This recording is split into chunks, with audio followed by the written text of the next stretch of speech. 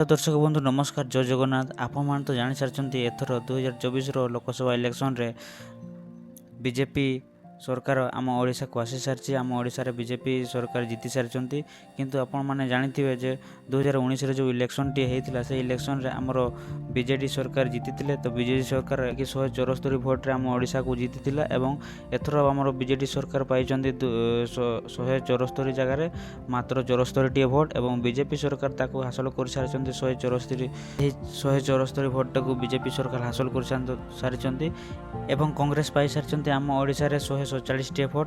तो से 147 भोट रु कांग्रेस कौ जिले में कौ मंत्री मानक रखिंट, बीजेपी कौ जिले में कौ मंत्री मानक रखिंट एवं बीजेडी कौ जिले में क्या रखिंट से पदवी मान विषय में आम डिटेल्स आलोचना करवा जे किए कौ जिले में जीति सारी ना कौन, तो से कौ जिले में राज करेंगे से जिन आपको देखा जाऊँगी डिटेल्स रे। तो आपने देखिपे ये मुझे कहीदे आपन को।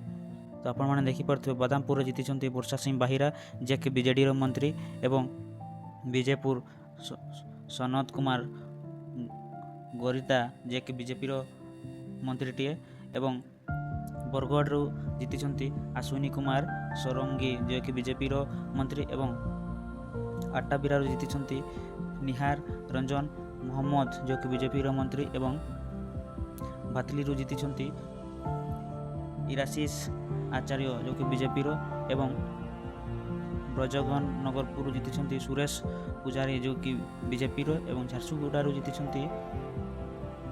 टांका दूर त्रिपाठी जो कि बीजेपी मंत्री एवं तालसोरारू जीति बाबानी शंकर भई जो कि बीजेपी एवं सुंदरगढ़ जीति योगेश कुमार सिंह जो कि बीजेडी मंत्रीटीए एवं बीरा मित्रपुर जीति रोहित जोसेफ त्रिकी जो कि बीजेपी मंत्रीटीए एवं रघुनाथ पाली जीति दुर्गाचरण तांटी जे कि बीजेपी मंत्री एवं राउरकेला जीति शरदा प्रसाद नायक जो कि बीजेपी मंत्री एवं राजगंगापुर जीति सीएस राजेन इक्का जेटा कि आईएनसी मंत्रीटीए एवं बनिया जीति लक्ष्मण मुंडा जो कि सीपीआई मेल सीपीआई जड़े मंत्रीटीए मनीषटीए एवं कुचिंडारू जीति रवीन नारायण नायक जो कि बीजेपी मंत्री एवं रेंगाली जीति सुदर्शन हरिपाल जोटा कि बीजेपी मंत्री एवं धरमगढ़ जीति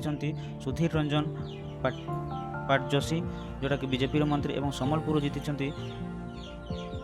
जयनारायण मिश्र जोटा कि बीजेपी मंत्री एवं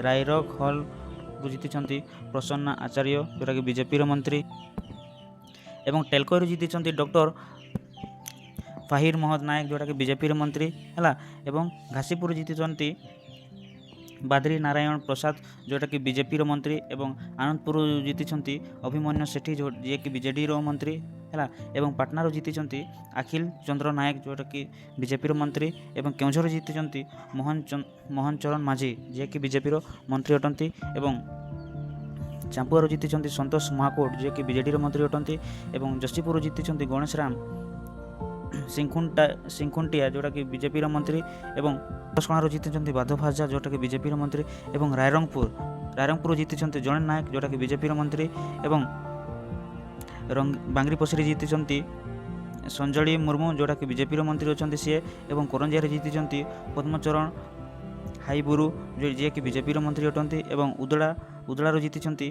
भास्कर मेढे जोटा जे कि बीजेपी मंत्री अटंती एवं बड़ साही जीति संतोष बिजुड़ी जे कि बीजेपी मंत्री अटंती बारी जीति विश्वरंजन मल्लिक जो कि बीजेडी मंत्री अच्छा बारिपदारू जीति प्रकाश सोरेन जे कि बीजेपी मंत्री अटंती एवं मरंडारू जीति डॉक्टर कृष्ण चंद्र महापात्र जे कि बीजेपी मंत्री अटंती जड़ेश्वर जीति अश्विनी कुमार पात्र जे कि बीजेडी मंत्री अटंती एवं फोग्राही जीति गौतम बुद्ध दास जे कि बीजेडी मंत्री अटंती एवं बास्तारू जीति सुभसिनी जेना जे कि बीजेडी मंत्री अटंती एवं बालेश्वर जीति मानस कुमार दुत्ता जे कि बीजेपी मंत्री अटंती एवं रेमुणारू जीति गोविंदा चरण दास जे कि बीजेपी मंत्री अटंती नीलगिरी जीति संतोष खटौ जे कि बीजेपी मंत्री अटंती एवं सोररू जीति माधव ढोड़ा जे कि बीजेडी मंत्री अटंती एवं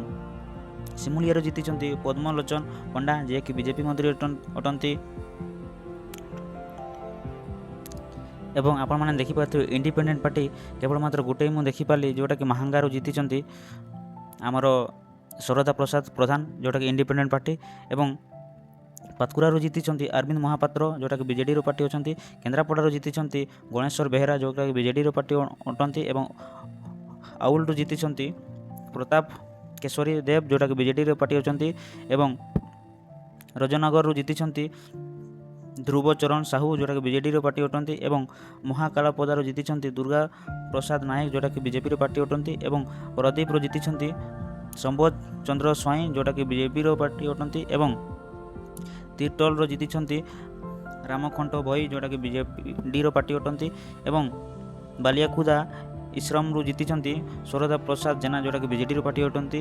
ଏବଂ ଜଗତସିଂହପୁରରୁ ଜିତିଛନ୍ତି ଆମରେନ୍ଦ୍ର ଦାସ, ଯେଉଁଟାକି ଯିଏକି ବିଜେପିର ପାର୍ଟି ଅଟନ୍ତି। ଏବଂ କାକତପୁରରୁ ଜିତିଛନ୍ତି ତୁଷାରକାନ୍ତି ବେହେରା, ଯିଏକି ବିଜେଡ଼ିର ପାର୍ଟି ଅଟନ୍ତି। ଏବଂ ନିମାପରାରୁ ଜିତିଛନ୍ତି ପ୍ରଭାବତୀ ପରିଡ଼ା, ଯିଏକି ବିଜେପିର ପାର୍ଟି ଅଟନ୍ତି। ଏବଂ ପୁରୀରୁ ଜିତିଛନ୍ତି ସୁନୀଲ କୁମାର ମହାନ୍ତି, ଯିଏକି ବିଜେଡ଼ିର ପାର୍ଟି ଅଟନ୍ତି। ଏବଂ ବ୍ରହ୍ମଗିରିରୁ ଜିତିଛନ୍ତି ଉପସନନା ମହାପାତ୍ର, ଯିଏକି ବିଜେପିର ପାର୍ଟି ଅଟନ୍ତି। ଏବଂ ସତ୍ୟବାଡ଼ିରୁ ଜିତିଛନ୍ତି ଓମ୍ ପ୍ରକାଶ ମିଶ୍ର, ଯିଏକି ବିଜେପିର ପାର୍ଟି ଅଟନ୍ତି। ଏବଂ ପିପଲିରେ ଜିତିଛନ୍ତି ଆଶ୍ରିତ ପଟ୍ଟନାୟକ, ଯିଏକି ବିଜେପିର ପାର୍ଟି ଅଟନ୍ତି। ଏବଂ ଜୟଦେବରୁ ଜିତିଛନ୍ତି ନବକିଶୋର ମଲ୍ଲିକ, ଯିଏକି ବିଜେଡ଼ିର ପାର୍ଟି ଅଟନ୍ତି। ଏବଂ ଭୁବନେଶ୍ୱର ସେଣ୍ଟ୍ରାଲରୁ ଜିତିଛନ୍ତି ଅନନ୍ତ ନାରାୟଣ ଜେନା, ଯିଏକି ବିଜେଡ଼ିର ପାର୍ଟି ଅଟନ୍ତି। ଏବଂ ଭୁବନେଶ୍ୱର ନର୍ଥରୁ ଜିତିଛନ୍ତି ସୁଶାନ୍ତ କୁମାର ରାଉତ, ଯିଏକି ବିଜେଡ଼ି ପାର୍ଟି ଅଟନ୍ତି। ଏବଂ ଇକାମରା ଭୁବନେଶ୍ୱରରୁ ଜିତିଛନ୍ତି ବାବୁ ସିଂ, ଯିଏକି ବିଜେପି ପାର୍ଟି ଅଟନ୍ତି। ଏବଂ ଜୋତାନୀରୁ ଜିତିଛନ୍ତି ବିଭୂତି ଭୂଷଣ ବାହାବଣ୍ଟରୀ, ଯିଏକି ବିଜେଡ଼ି ପାର୍ଟି ଅଟନ୍ତି। ଏବଂ ବେଙ୍ଗୁନିଆରୁ ଜିତିଛନ୍ତି ପ୍ରଦୀପ କୁମାର ସାହୁ, ଯିଏକି ବିଜେଡ଼ି ପାର୍ଟି ଅଟନ୍ତି। ଏବଂ କୁର୍ଡାରୁ ଜିତିଛନ୍ତି ପ୍ରଶାନ୍ତ କୁମାର ଜଗଦେବ, ଯିଏକି ବିଜେପି ପାର୍ଟି ଅଟନ୍ତି। ଏବଂ ଚିଲିକାରୁ ଜିତିଛନ୍ତି ପ୍ରତୀତି ବିରାଜ ହରିଚରଣ, ଯିଏକି ବିଜେପି ପାର୍ଟି ଅଟନ୍ତି। ଏବଂ ରାନପୁର ଜିତିଛନ୍ତି ସୁରାମା ପାଣ୍ଡେ, ଯିଏକି ବିଜେପି ପାର୍ଟି ଅଟନ୍ତି। ଏବଂ କାନ୍ଦାପଦାରୁ ଜିତିଛନ୍ତି ଦୁଷ୍ମନ୍ତ କୁମାର ସ୍ୱାଇଁ, ଯିଏକି ବିଜେପି ପାର୍ଟି ଅଟନ୍ତି। ଏବଂ ଦଶପଲ୍ଲାରୁ ଜିତିଛନ୍ତି ରମେଶ ଚନ୍ଦ୍ର ବେହେରା, ଯିଏକି ବିଜେଡ଼ି ପାର୍ଟି ଅଟନ୍ତି। ଏବଂ ନୟାଗୃହରୁ ଜିତିଛନ୍ତି ଅରୁଣ କୁମାର ସାହୁ, ଯିଏକି ବିଜେଡ଼ି ପାର୍ଟି ଅଟନ୍ତି। ଏବଂ ଭଞ୍ଜନଗରରୁ ଜିତିଛନ୍ତି ପ୍ରଦ୍ୟୁମ୍ନ କୁମାର ନାୟକ, ଯିଏକି ବିଜେଡ଼ି ପାର୍ଟି ଅଟନ୍ତି। ଏବଂ ପାଲାସରାରୁ ଜିତିଛନ୍ତି ଗୋକୁଳନ ନନ୍ଦ ମଲ୍ଲିକ, ଯିଏକି ବିଜେପି ପାର୍ଟି ଅଟନ୍ତି। ଏବଂ ମୋହନାରୁ ଜିତିଛନ୍ତି ଦଶରଥୀ ଗମଙ୍ଗା, ଯିଏକି ଆଇଏନ୍ସି ପାର୍ଟି ଅଟନ୍ତି। ଏବଂ ପରଳ ଖେମୁଣ୍ଡିରୁ ଜିତିଛନ୍ତି ରୂପେଶ କୁମାର ରେଙ୍ଗିଣିଗ୍ରାହୀ, ଯିଏକି ବିଜେଡ଼ି ପାର୍ଟି ଅଟନ୍ତି। ଏବଂ ଗୁଣୁପୁରରୁ ଜିତିଛନ୍ତି ସତ୍ୟଜିତ ଗମଙ୍ଗା, ଯିଏକି ଆଇଏନ୍ସି ପାର୍ଟି ଅଟନ୍ତି। ଏବଂ ବିଷମ କଟକରୁ ଜିତିଛନ୍ତି ନୀଳମାଧବ ହିକାକା, ଯିଏକି ଆଇଏନ୍ସି ପାର୍ଟି ଅଟନ୍ତି। ଏବଂ ରୟାଗଡ଼ାରୁ ଜିତିଛନ୍ତି କାଦ୍ରାକା ଆପାଲ ସ୍ୱାମ, ଯିଏକି ଆଇଏନ୍ସି ପାର୍ଟି ଅଟନ୍ତି। ଏବଂ ଲକ୍ଷ୍ମୀପୁରରୁ ଜିତିଛନ୍ତି ରବିତ୍ର ସୌନା, ଆଇଏନ୍ସି ପାର୍ଟି ଅଟନ୍ତି।